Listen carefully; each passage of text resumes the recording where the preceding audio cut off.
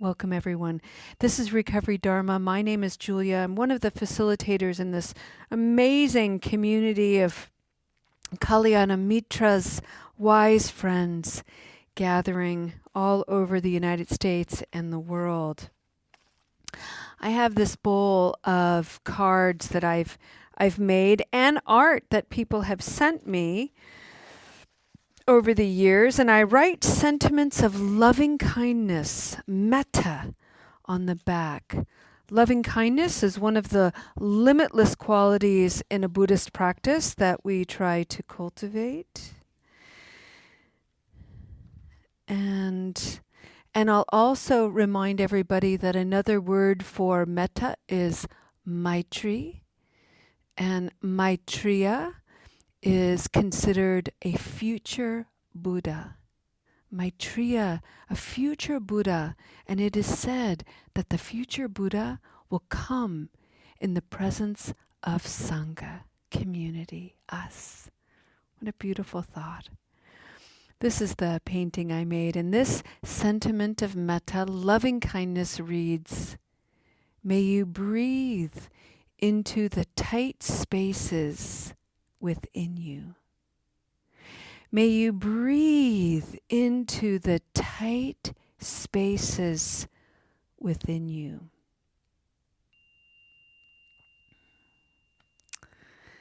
Let's let that hover gently for a moment and see if your own awareness will reveal any tightness. For me, I tend to carry a lot of anxiety and stress, fretting and worrying, racing thought. For whatever reason, my racing thoughts tend to descend and stop at the level of my neck and shoulder. It takes effort for me to invite that racing, distressed energy to come into the soft, tender places of my heart. It's not a free-flowing thing from my mind to my heart. There's this pause, sometimes even a block, and it gets really tight there. So I have to do a lot of work on the musculature of that area, on the intentional breathing in that area. And what helps me is, as I'm inhaling, to inhale my shoulders up toward my ears. And as I'm exhaling, to roll my shoulders back, really lift my chest, expose my heart, roll those shoulders back and down. Inhaling, roll the shoulders up toward the ears. Shrink the neck like you're a turtle entering into your own shell. Exhale, come out of that shell. Open the heart. Do it one more time in your own way, whatever feels inspiring to you.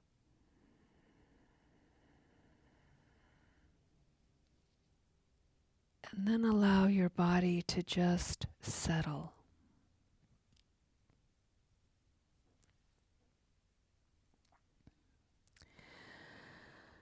Friends, in the Spokane Sangha for the month of April, we've been exploring something in Buddhism called the Four Noble Reminders.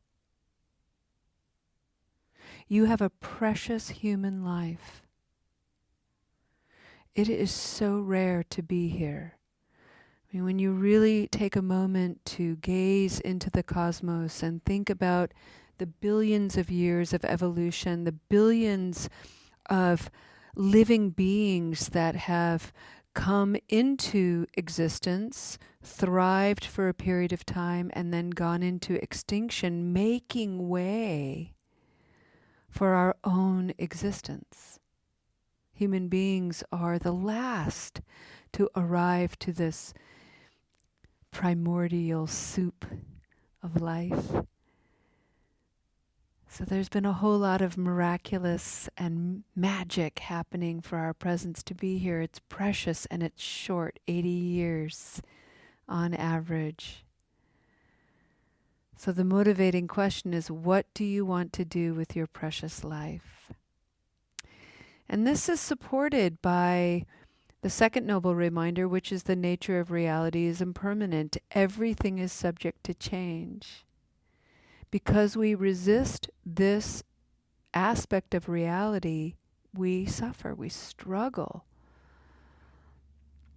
And if we can learn to put down the resistance just a little bit and work with accepting and surrendering to the changes in our life, both good and bad, even neutral at times, we find that life has a suppleness, an ease that makes it more enjoyable and rewarding.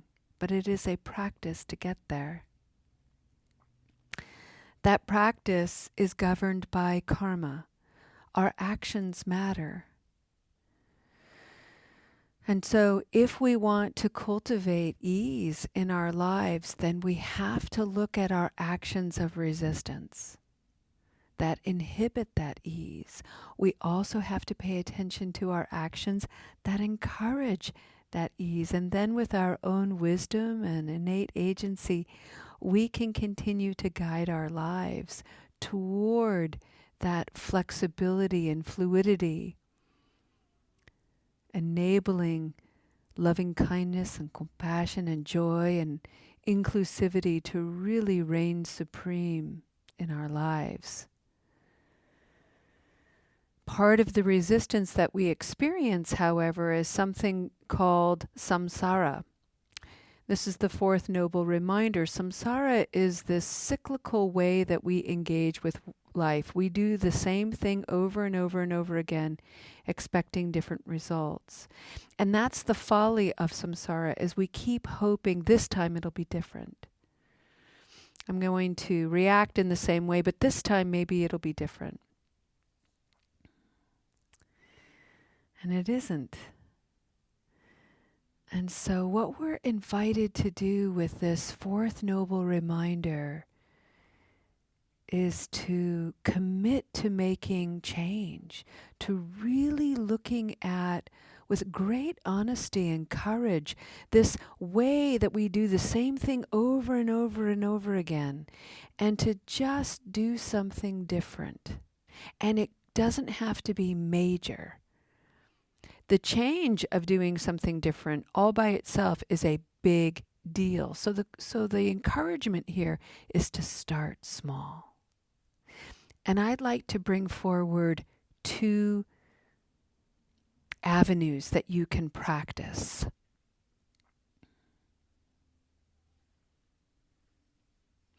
One of them is called an instrument of peace.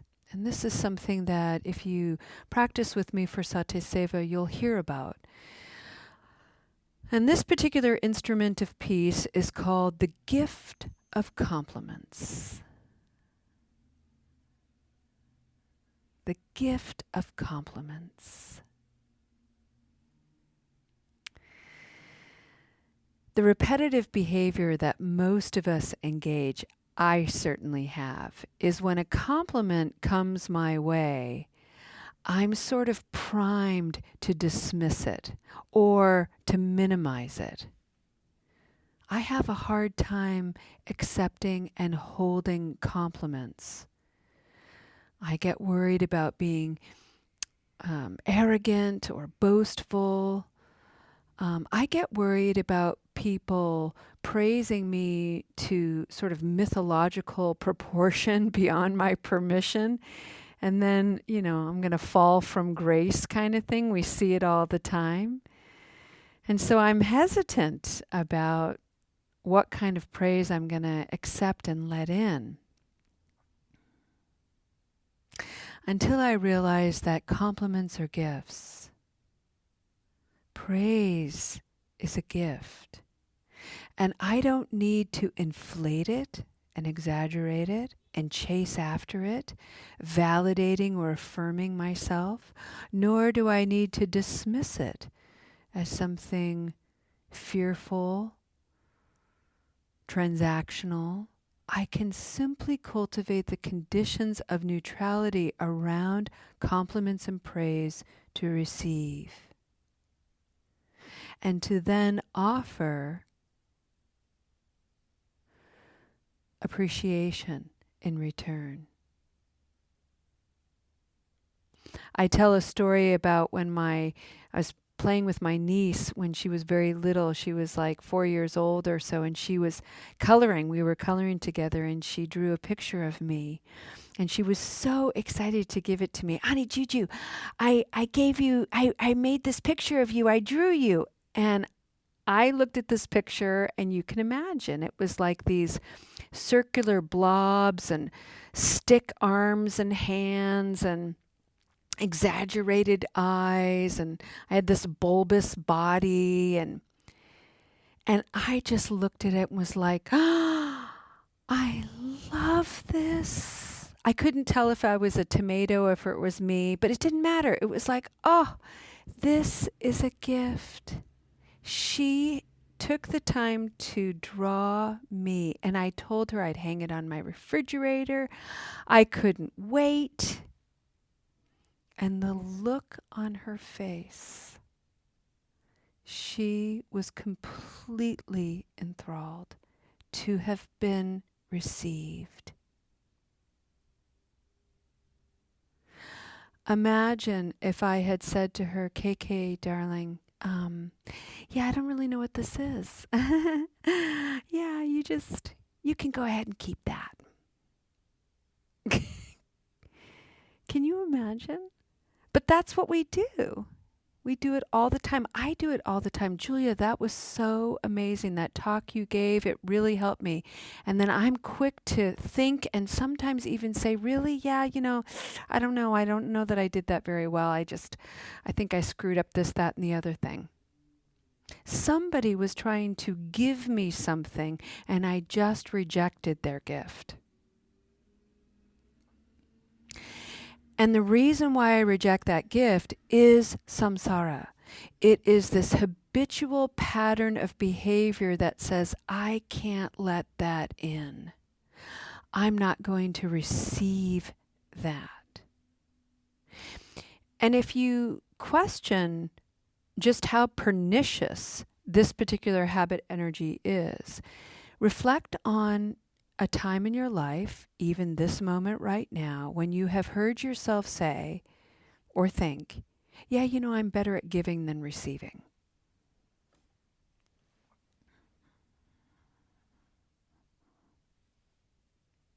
And it's probably true.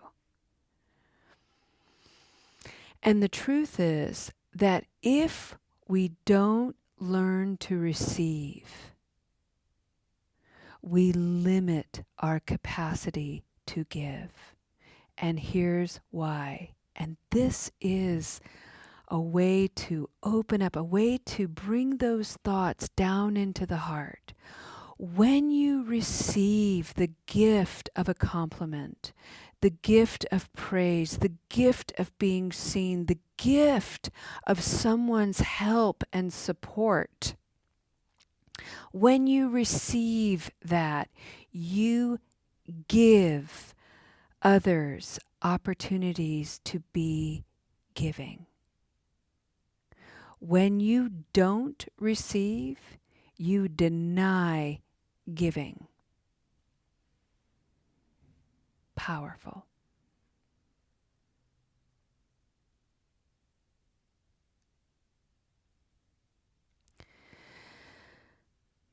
So now I'd like to bring this into the context of recovery and the journey and receiving care, receiving perspective.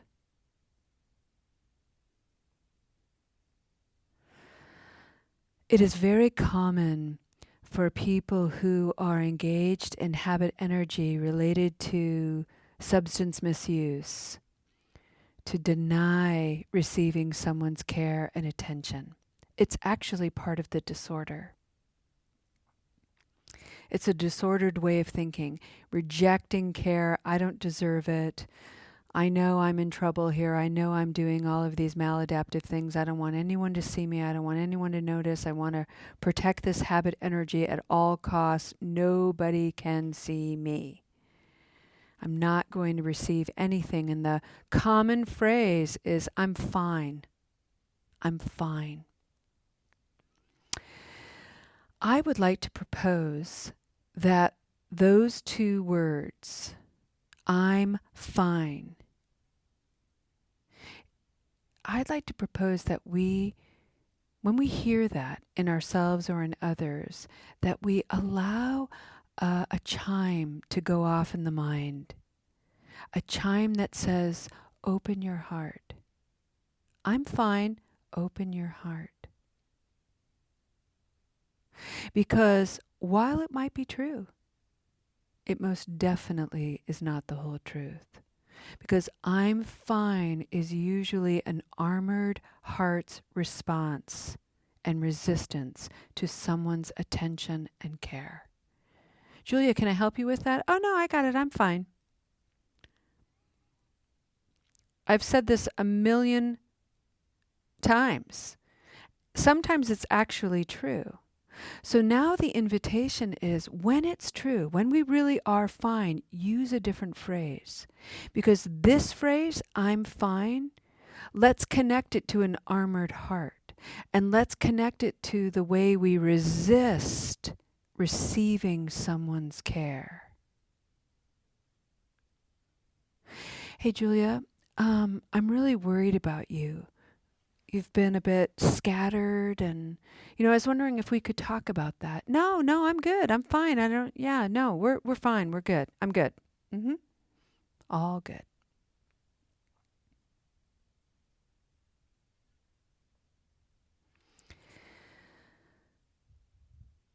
There's no need to make an enemy of this response. There's simply an invitation here, an opportunity to pause and to go, wow, would you look at this? Look at this resistance. Look at the way it's coming up. Somebody is trying to care for me. Somebody is trying to see me. Somebody is trying to love me.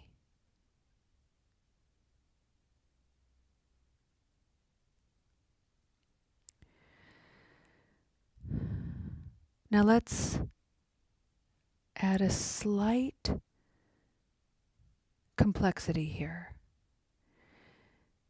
Because not everybody who does this, who tries to see us, who tries to love us, can actually express or maintain the capacity for this kind of complex conversation.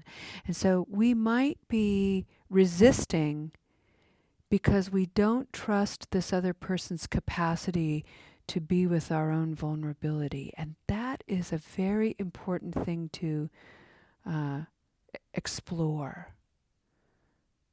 It's not an excuse. It's an invitation to explore. Are you someone that I trust with my vulnerability?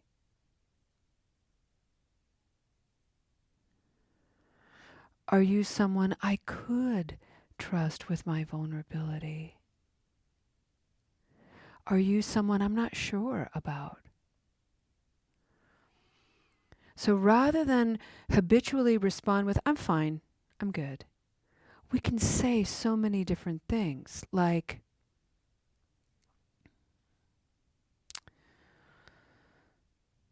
that's a tender observation. I'm feeling vulnerable. I'm not sure I'm comfortable sharing with you.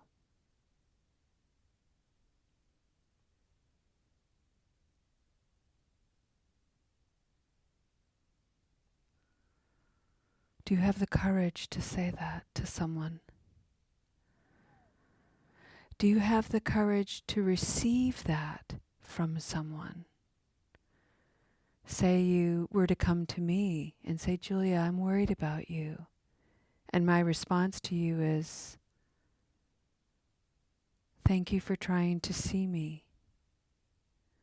I'm not comfortable sharing my vulnerability with you, but I won't disregard your concern.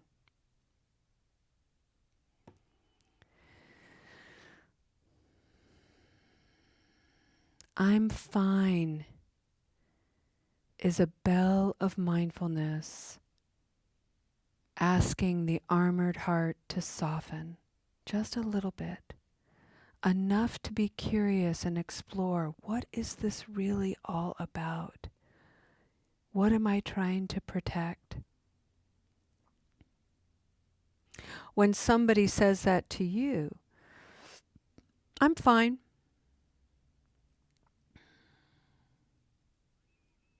Common next question is, are you really?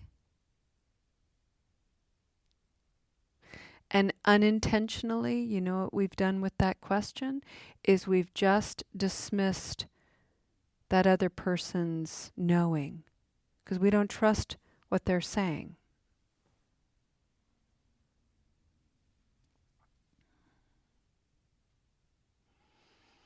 So what can we say instead? I'm fine.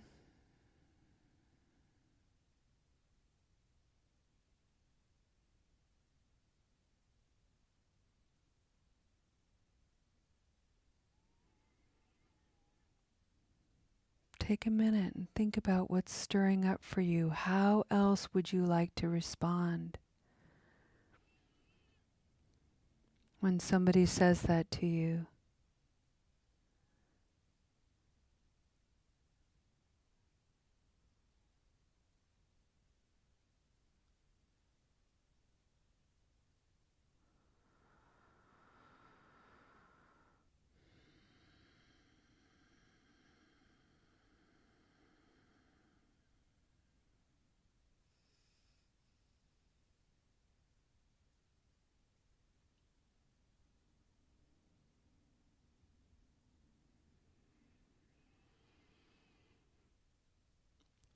My approach is usually to acknowledge, I think I've just created the conditions for some resistance here.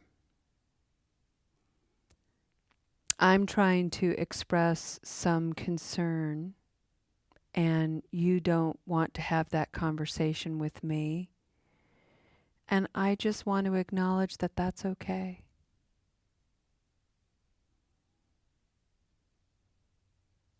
And that's it.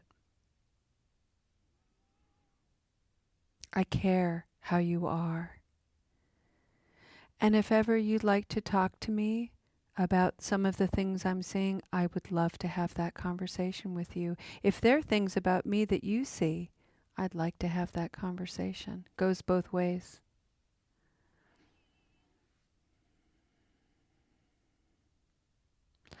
Breaking these cycles, shifting these cycles, stopping these cycles takes a long time and a lot of practice and lots of mistakes, by the way.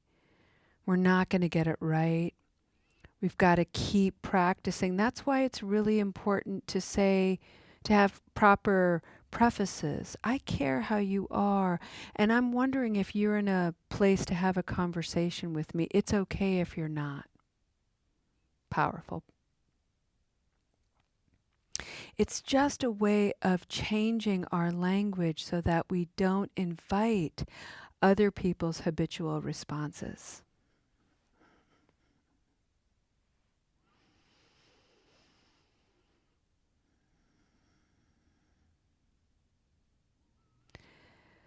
To receive is to be giving. And being just fine may be a way to perpetuate an armored heart.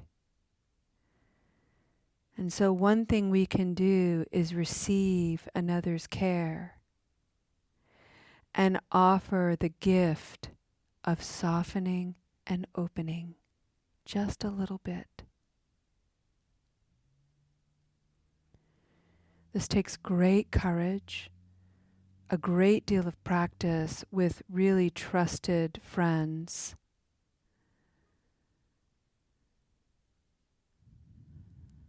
But in a world where notions of protections come with weapons, literal weapons,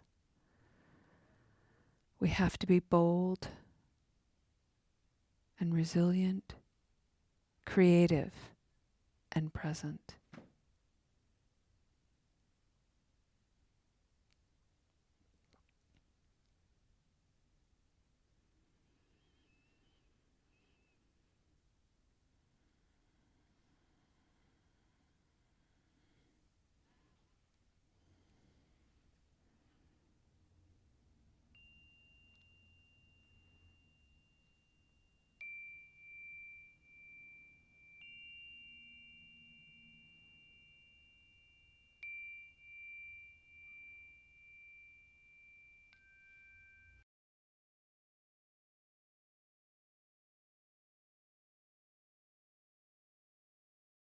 Alrighty, let's end our practice today with a dedication of merit.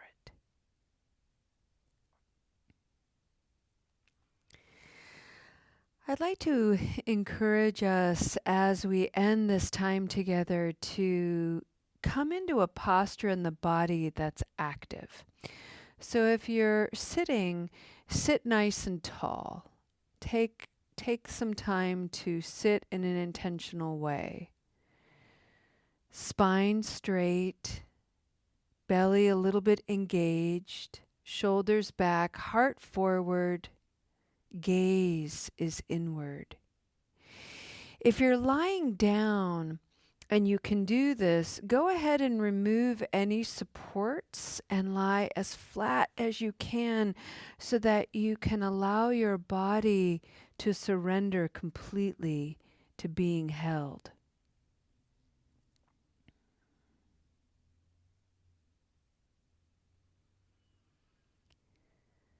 Breathe in your precious human life. You are not here to be perfect. You and I are here to be real.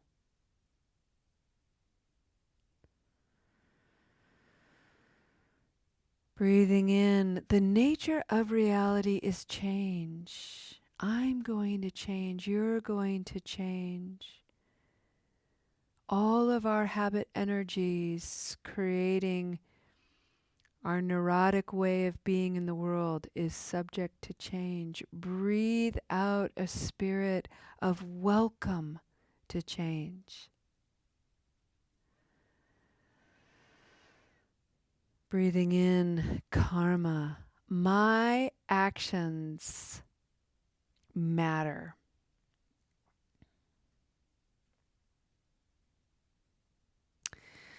And I am here to shine bright.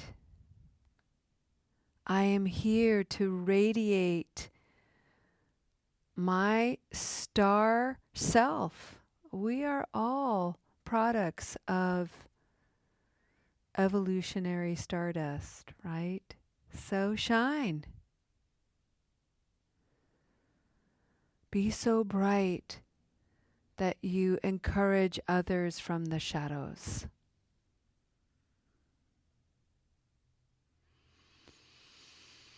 Breathe in the folly of samsara, the folly of resistance, habitual patterns of being. And breathe out your courage and your creativity, your resilience and your tenacity. And allow yourselves a moment of heart lightness to change, to heal, to grow, to be nurtured, to receive.